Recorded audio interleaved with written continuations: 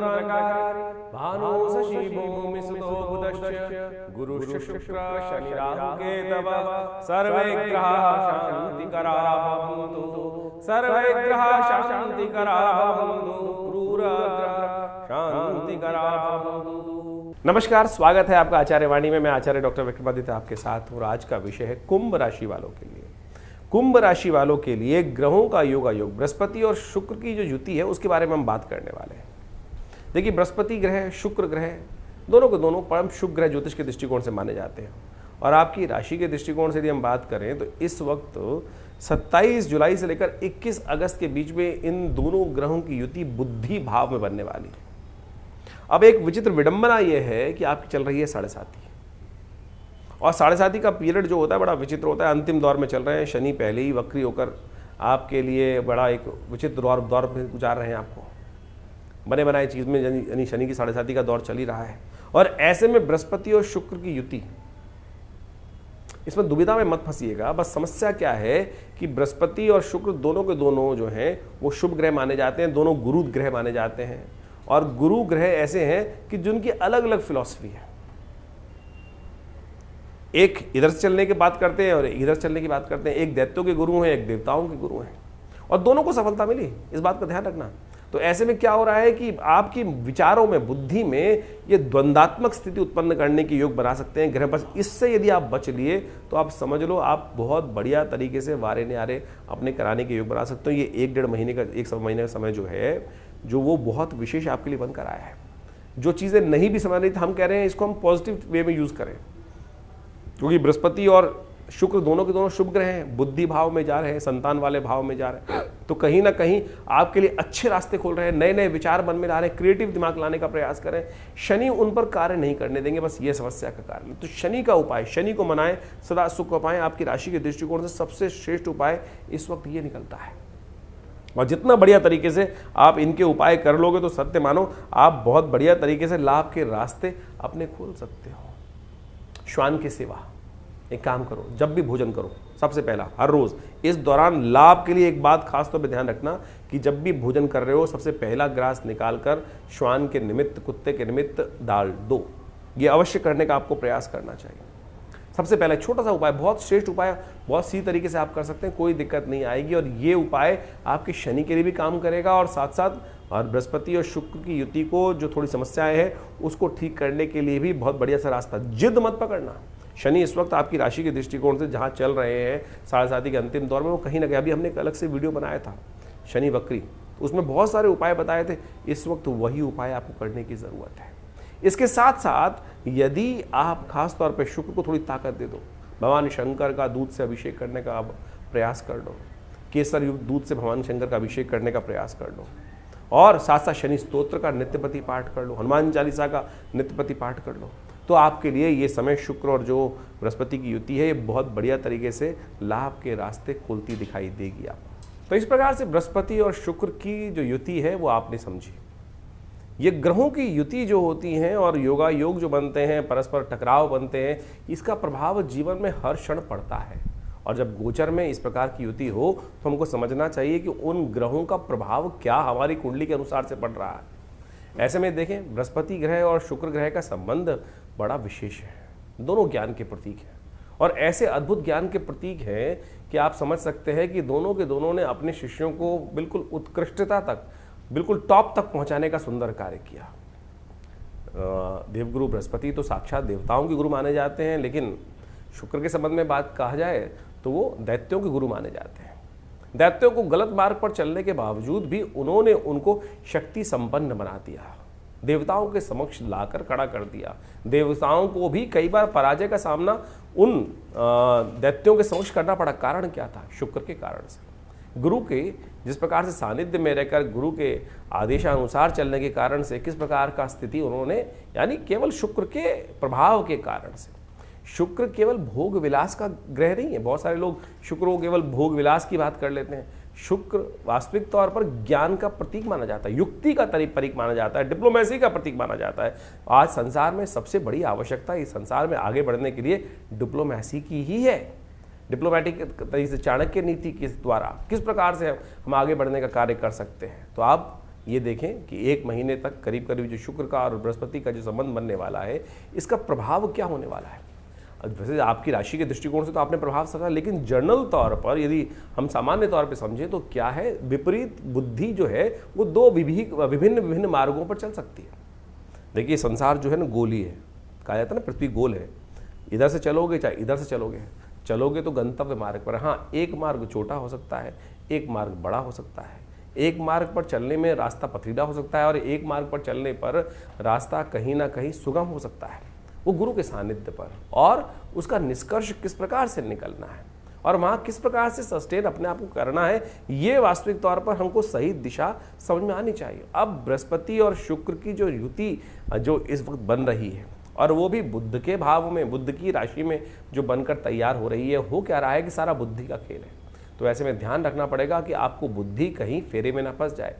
यानी हमारे मनोमस्तिष्क में क्या होता है कि एक भाव बैठा होता है पाप का, एक भाव बैठा होता है पुण्य का, एक हमको सुख शुभ की तरफ प्रेरित करने का प्रयास करता है, दूसरा कहता है गलत कार्य कर लो। और यही जो मति भ्रम है, इधर जाऊं कि उधर जाऊं, दुस्वाभाविक राशि में दोनों बुद्धि के देवता एक जगह उपस्थित हो गए हैं और जिस प्रकार के, और दोनों के दोनों शक्ति संपन्न है। नवांश में भी यदि इनको देखें तो अच्छी शक्ति में इस पूरे के पूरे जो राशि चक्र के अनुसार से चलेंगे, चाहे वो दृष्टि मान ली 27 जुलाई से लेकर 21 अगस्त तक का ये समय रहेगा, बिल्कुल सही रूप से रहेंगे, अच्छे ताकत में रहेंगे। तो ऐसे में आपको जिस प्रकार से हमने जो उपाय बताए हैं वो करते हुए कार्य करने का प्रयास करना चाहिए। शुक्र का संबंध जो है ना वो भोग विलास की तरफ भी ले जाता है, और ऐसे में आपकी राशि के दृष्टिकोण से जहाँ जहाँ उसका प्रभाव उत्पन्न हो रहा है उसके अनुसार से आपको विशेष तौर पर कुछ खास उपाय करते रहना चाहिए। ऐसे में अपने राशि के दृष्टिकोण से आपको खास तौर पर कुछ खास उपाय समझ लीजिए जिस प्रकार से करना है। वैसे हमने जो आपको प्रभाव बताया उसके अनुसार और भी हजारों उपाय शास्त्र में, अनेक मत के अनुसार से शास्त्रों में उन उपायों को वर्णित किया गया है। शुक्र का वास्तविक संबंध जो है, यदि हम शुक्र का संबंध शुभ करना चाहते हैं, एक बड़ी भ्रांति है संसार में इस वक्त कि शुक्र को अय्याशी के साथ, बहुत सारे लोगों ने तो मदिरा के साथ जोड़ने का प्रयास कर दिया। अय्याशी, गलत काम जितने भी हो सकते हैं वो शुक्र कहीं नहीं है। शुक्र अगर ज्योतिष के दृष्टिकोण से, अध्यात्म के दृष्टिकोण से समझें तो शुक्र का संबंध किससे कहा गया है? गाय से, गौ सेवा से। सोचे, शुक्र कहीं जो है किसी के शिष्य ने कोई गलत तरफ चला गया, उसने गलत कार्य कर दिया तो गुरु गलत नहीं हो गए। शुक्राचार्य जी ने कहीं कोई व्यभिचार नहीं किया, इस बात को हमको समझना चाहिए। तो शुक्र कहाँ से, जो कई लोग मतलब वास्तविक तौर पर अभी कुछ दिन बड़ा विचित्र स्थिति समझी कि एक जो व्यक्ति बहुत सारे जगह बैठे हुए एक फालतू बात कर रहे थे कि शुक्र यदि ताकतवर देना चाहते हो तो शराब पीना शुरू कर दें। अरे क्या ज्योतिष का सत्यानाश करना चाहते हैं? अध्यात्म का, ज्योतिष एक आध्यात्मिक विज्ञान है, और वहाँ मदिरा का पान करना जो ग्रह सिखाए, जो व्यक्ति सिखाए, वो ना तो आध्यात्मिक हो सकता है ना तो विज्ञान के साथ हो सकता है। तो इस बात को हमको समझ लेना चाहिए अच्छे से। शुक्र को यदि प्रबल करना चाहते हैं तो एक बात समझ लें, दूध का सेवन बढ़ाएं। हमारे यहाँ भोग विलासिता की जो व्याख्या दी गई है, गौधन से दी जाती थी, और आज की तारीख में शुक्र का वैभव प्राप्त करने के निमित्त अब लोग ललायित हैं कि शुक्र का वैभव, तो कुंडली में दोष बढ़े, कुंडली में शुक्र जिसका कमजोर है उसको कैसे ताकत बढ़े। अरे नित्यप्रति गौ की सेवा करने से जो निधि प्राप्त होती है, गोदुग्ध, उसका सेवन करना शुरू करो, तब तो शुक्र की ताकत बढ़ेगी, नहीं तो किसी और कारण से शुक्र। और आपने गलत तरफ जाकर ऐसे मतिभ्रम करने वाले लोगों के संगत में आकर करना शुरू कर दिया तो खुद तो गिरोगे और पूरे के पूरे समाज को लेकर गिर जाओगे गड्ढे के अंदर। शुक्र नहीं बढ़ेगा। भोग विलासिता का बढ़ना कतई शुक्र का मतलब वैभव, शुभ कीर्ति, यश, ये सब भोग विलासिता की। आप एक व्यक्ति अगर गलत तरफ जाकर आगे बढ़ना चाहता है तो वो आतंकवादी ही कहलाएगा। सद्गुणों से युक्त वैभवपूर्ण जीवन को जीवन जीने वाला धनाढ्य नहीं कहला सकता। आज हमने धनाढ्य की जो डेफिनेशन है, धन व्यक्ति को प्राप्त करने वाला धनी व्यक्ति की जो डेफिनेशन है, वो सदकर्म की तरफ प्रेरित व्यक्ति ही माना जाता है। तो सदकर्म की तरफ शुभ कर्म के तो इसलिए इन भ्रांतियों से बाहर निकलने का प्रयास करो। कहीं ऐसे लोग बहुत सारे आज की तारीख संसार में हैं जो मतिभ्रम करने का, जिस प्रकार से अभी एक वाक्य हमने आपके समक्ष रखा कि शराब यदि रोज पीना शुरू कर दो तो शुक्र बढ़ना शुरू हो जाएगा। कहीं नहीं ज्योतिष के अंदर इस प्रकार की, कहीं भी हर ज्योतिष के ग्रंथ में एक ही बात लिखी गई है, गणनाएं बताई जाती है। और लाल किताब को भी बहुत सारे लोग कोट करते हैं, तो कहीं भी लाल किताब में तो वहाँ का आगे कबाब और शबाब की तरफ जो जाएगा वो कहीं ना कहीं अपने आप को बर्बाद कर लेगा। तमाम तौर पर बहुत सारे ग्रहयोग के अनुसार से इस बात को वहाँ बहुत बढ़िया तरीके से समझाने का प्रयास किया गया है। तो ऐसे में यदि आप बृहस्पति और शुक्र की युति जो बन रही है उसको शुभ करना चाहते हैं तो गौ सेवा अवश्य करने का प्रयास करें। ये अकाट्य प्रयोग है, चाहे आपका ग्रह कहीं भी बैठा हो, चाहे आपका ग्रह कहीं भी बैठा हो, किसी प्रकार से योगा योग बना रहा हो, तो ये तो गोचर का प्रभाव हमने आपको समझाने का प्रयास किया। इसके साथ साथ ओम द्रांग द्रींग द्रोंग से शुक्राय नमः इस मंत्र का जप सबसे श्रेष्ठ हो सकता है। और ऐसे में तो ये पूरा काल जो चल रहा है सावन का महीना ही चलता रहेगा, पहले भाग में तो कम से कम सावन का महीना ही रहेगा। ऐसे में भगवान शिव का दुग्धाभिषेक यदि आप केसर युक्त दूध से करें तो ये शुक्र का और बृहस्पति का दोनों का उपाय होगा। और भगवान की कृपा से आपकी बुद्धि के भ्रम जो है, जो ग्रह के दृष्टिकोण से इधर जाऊं चाहे उधर जाऊं ऐसे मति भ्रम उत्पन्न होने के योग बन रहे हैं, इसका सबसे बढ़िया निवारण आपको ये प्राप्त हो जाओ। उसके प्रसाद स्वरूप आपके जीवन में पुष्टिदायक योग बनेंगे। और सबसे बढ़िया एक काम और, अगर शुक्र को और बढ़िया करना चाहते हैं तो इत्र के द्वारा भगवान शंकर का अभिषेक करने का प्रयास करें। इत्र का सुंदर परफ्यूम इत्यादि का अपने, बहुत सारे लोग कहते हैं परफ्यूम से एलर्जी होती है, कुछ होती है, तो शुक्र का संबंध जो है, जहां दुर्गंध है वहां बहुत सारे नेगेटिव ग्रह हो सकते हैं, लेकिन शुक्र तो विलासिता का प्रतीक है, शुभ भोग का प्रतीक है, तो इत्र का प्रयोग अवश्य आपकी राशि के दृष्टिकोण से यदि आप इत्र का प्रयोग, सुगंधि का प्रयोग। और एक बात और ध्यान रखना, शुक्र नेगेटिव कब होता है? जब कोई व्यक्ति फटे हुए कपड़े पहनता है। अब बाहर से अच्छे कपड़े पहन सकते हैं, अंदर से फटे हुए कपड़े पहन रखे हैं। ग्रह कितना ही अच्छा हो, ग्रह कितना ही अच्छा है, यदि हम कर्म गलत तरफ से कर रहे हैं, अपने आप को उस तरफ गलत तरफ जा रहे हैं, फटे हुए रैग्स पहन रहे हैं, तो आप समझ लो कि आपकी कहीं ना कहीं दरिद्रता को आप आमंत्रित कर रहे हैं, यानी शुभ ग्रह के प्रभाव को कहीं ना कहीं नेगेटिव कर रहे हो। तो इन छोटे छोटे सिद्धांतों को अपने जीवन में समझकर कार्य करने का आप यदि प्रयास करेंगे तो बहुत अच्छा रहेगा। हमने अपने इस विवेकानंद योगाश्रम संस्थान के द्वारा जितनी भी पुस्तकें लिखी हैं उन सब में इन ग्रहों के संबंध को बहुत बढ़िया तरीके से समझाने का प्रयास किया है।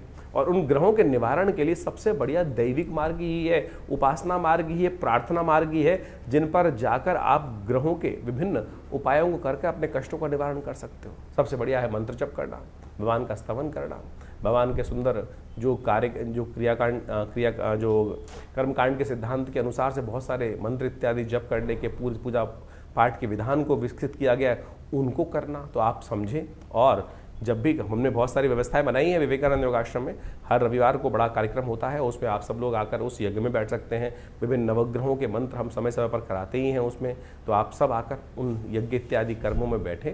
और विवेकानंद योगाश्रम दिल्ली में जमुनापार क्षेत्र में, लक्ष्मी नगर क्षेत्र में स्थित है। और यहाँ नित्य प्रति करीब पिछले करीब 50 सालों से हर रोज़ करीब 8 घंटे यज्ञ चलता है। आप भी आएँ, माँ भगवती का सुंदर शिव विग्रह विराजमान है और उनके सानिध्य में बैठकर यदि आप अपने जीवन को आगे ले जाने के लिए, सही दिशा पकड़ने के लिए माँ भगवती का आशीर्वाद मिल जाए तो कहा जाता है कि समस्त कष्ट दूर करने के अद्भुत योग बन जाते हैं। आइए विवेकानंद योगाश्रम में।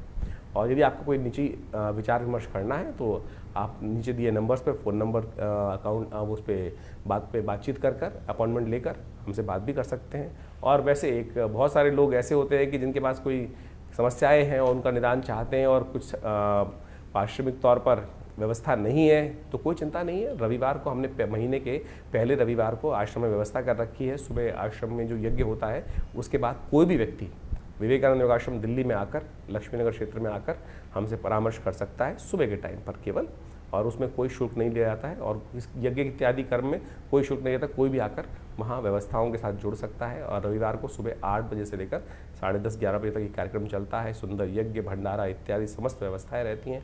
आप सब लोगों का सादर आमंत्रण है आप सब लोगों को। धन्यवाद।